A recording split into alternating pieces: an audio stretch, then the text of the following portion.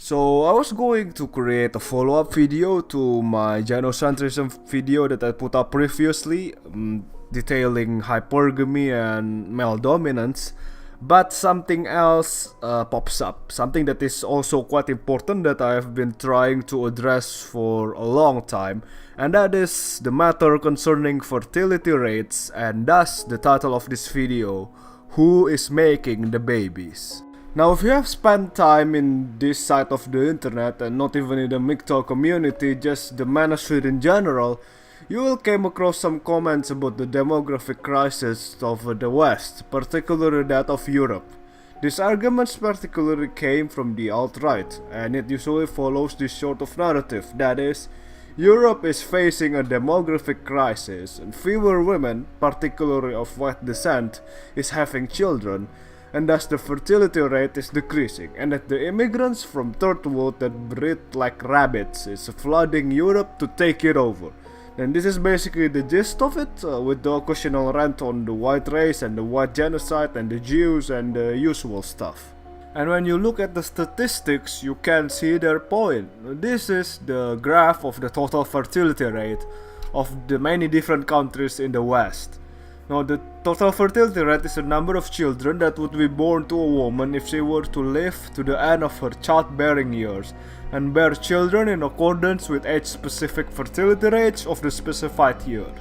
The link's in the description, by the way. And in order for a society to maintain its population, the fertility rate needs to be about 2.1-ish. Note that this number is just for maintaining the population, not to increase it. Now, the argument sounds convincing at face value until you realize that the world is not just the West. In fact, the trend in fertility rates also affects other non-Western countries. In fact, this is the graph or the map of the world by fertility rates in 1955, and this is the map of the world in 2015. Fertility rates. As you can see, there is a drastic decrease in the fertility rate all over the world in this last 50 years or so. But wait, you might ask, what about the Muslims? Didn't they breed like rabbits? I mean, they are patriarchal and all that shit, right? And to that, my friend, no. This is the graph of the total fertility rates of Muslim majority countries from the 1955 to 2015. And as you can see here, with the exception of Iraq, the total fertility rate in these Muslim countries is way down from the 1950s.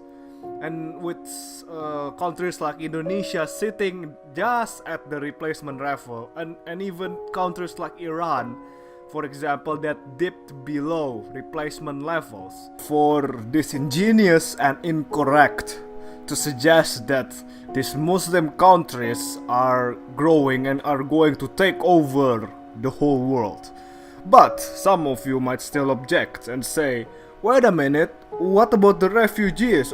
Didn't they came to Europe for better economic opportunities so that they can create more babies? Well, to that I also say no. It's true that European countries such as Sweden takes in lots of refugees from the countries that have a higher total fertility rate than Sweden. But the thing is, over time, it does not really contribute that much to the fertility rate of Sweden, which means that the factors that come into play in the reason of why Sweden's fertility rate is low will also affect these refugees and immigrants. The argument that these Muslim countries will just grow and grow indefinitely and just take over the world is not entirely inaccurate, because as I have provided the graphs previously, they are growing, but their fertility rate is just above or just at the replacement levels, and thus this argument is short-sighted and misses the entire point, in that these developing countries, as they grow and develop and becomes richer, will definitely starts having a decrease in the population growth.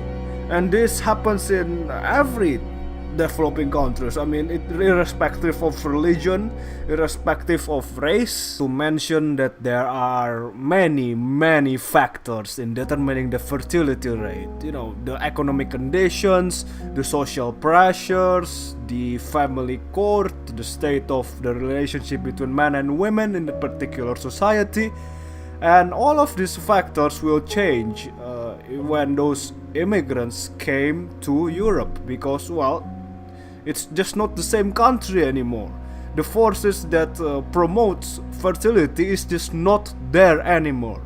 Even though they have at first higher fertility rates than Europeans, then they eventually, as the forces comes into play, decrease in that fertility rates and becomes just as, well, childless as the Europeans are.